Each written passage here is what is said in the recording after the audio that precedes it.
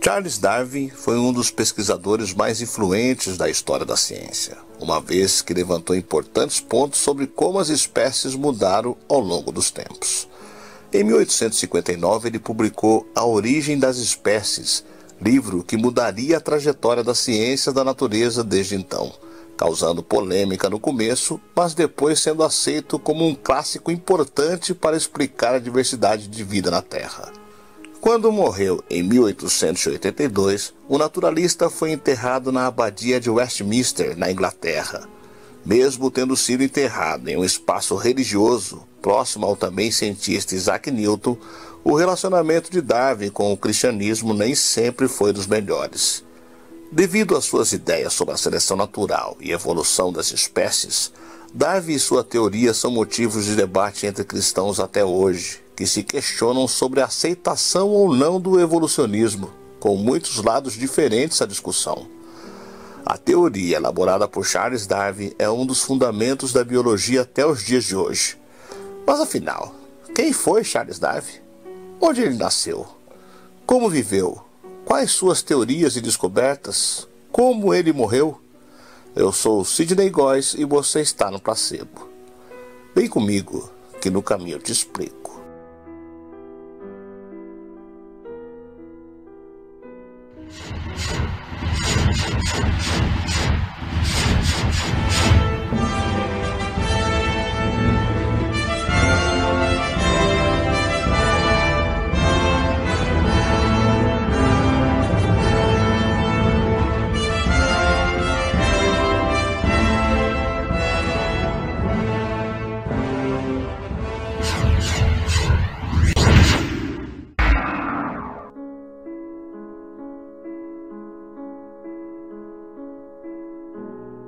Charles Robert Darwin nasceu em 12 de fevereiro de 1809 em Shrewsbury, na Inglaterra.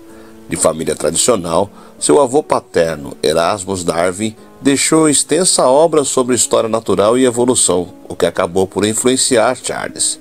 Seu pai, Robert Darwin, foi um importante médico.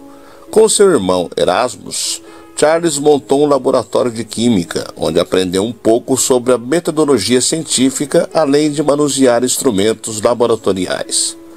Desde pequeno teve interesse em colecionar objetos como selos, conchas, pedras, entre outros. A sua educação até os 8 anos de idade ficou a cargo de suas irmãs. Em seguida, iniciou na escola regular.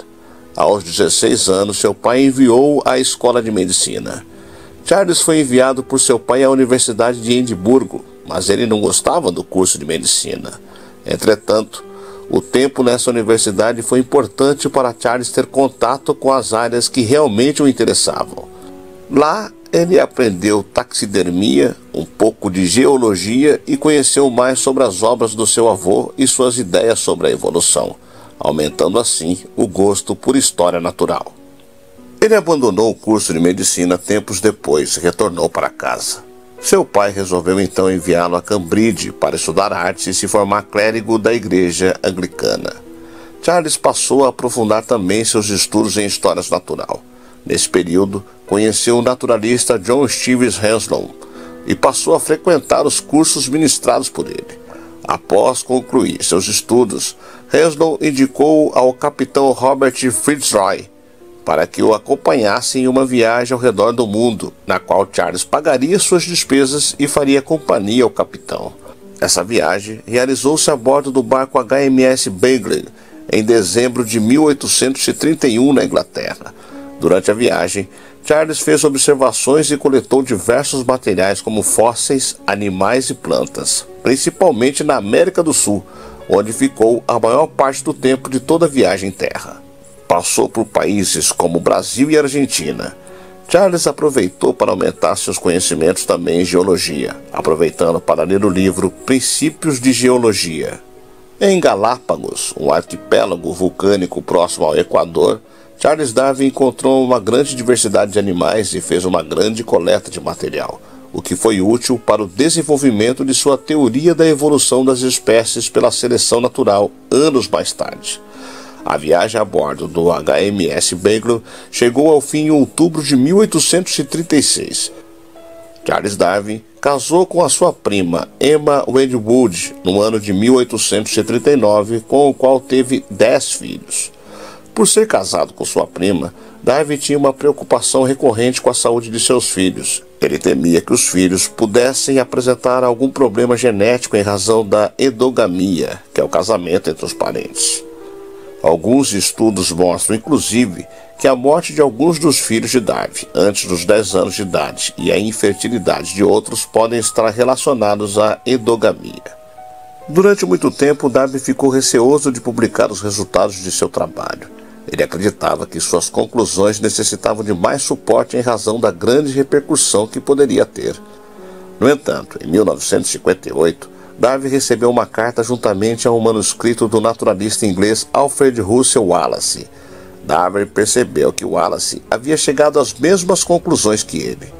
Diante dessa situação, amigos de Darwin, como Charles Lyell, propuseram que Darwin e Wallace apresentassem seus resultados em conjunto.